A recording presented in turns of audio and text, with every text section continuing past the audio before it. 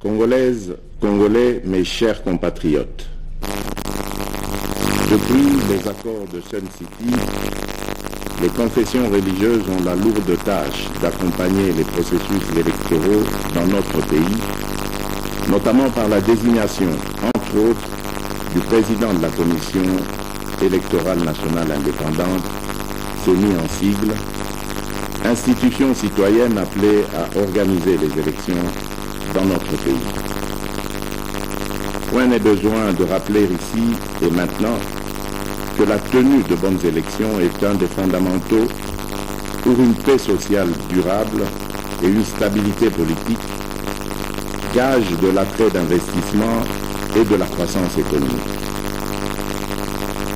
Il vous souviendra qu'en 2020, devant la nation, je m'étais opposé à l'investiture du candidat président de la CENI, désigné pour, entre autres, des raisons ci-après.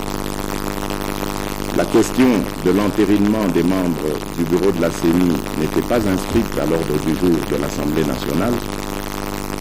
Un seul PV désignant le président de la CENI, du reste sans soubassement, m'avait été transmis pour promulgation, alors que le bureau de la CENI devait compter 13 membres. Le président et le vice-président de la plateforme des confessions religieuses n'avaient pas sanctionné le PV de désignation par leur signature. Et 2 des représentants des 6 confessions religieuses supposés avoir soutenu le candidat président désigné en 2020 ont été désavoués par leur hiérarchie, entachant ainsi la régularité de ce processus de désignation. Face à cette situation et en ma qualité de garant de la bonne marche des institutions, j'avais demandé la reprise du processus de désignation en recommandant que le consensus soit privilégié. Aujourd'hui, je me réjouis donc que le processus de désignation des membres du bureau de la CENI de 2021 se soit déroulé de manière régulière, car en ce qui concerne notamment la désignation du président de la CENI, malgré le manque de consensus, une majorité claire s'est dégagée au profit d'un candidat, et ce conformément aux prescrits de la charte de la plateforme des confessions religieuses.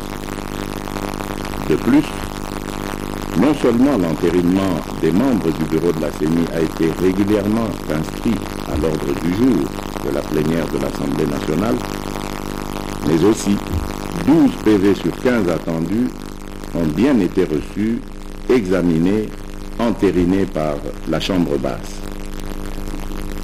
Ceci permettant ainsi au bureau d'atteindre le quorum requis pour pouvoir siéger valablement, ce qui n'était pas le cas en 2020.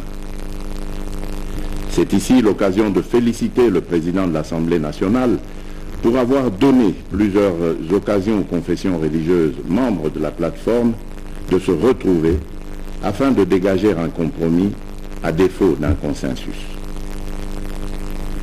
Chers compatriotes, notre pays a résolument opté pour la démocratie compétitive.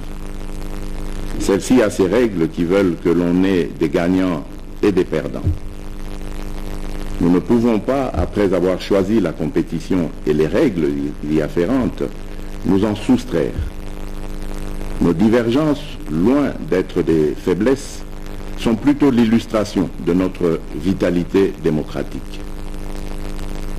Au regard de tout ce qui précède, j'ai décidé de signer l'ordonnance désignant les membres du nouveau bureau de la CENI.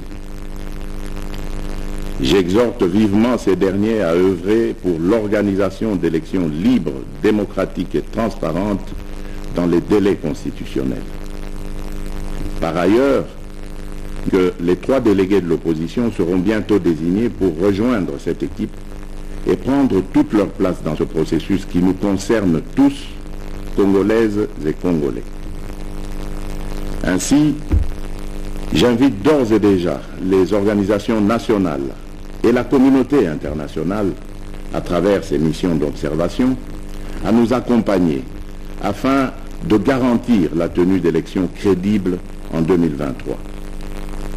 Pour ma part, je compte désigner rapidement auprès de moi un responsable du suivi du bon déroulement du processus électoral.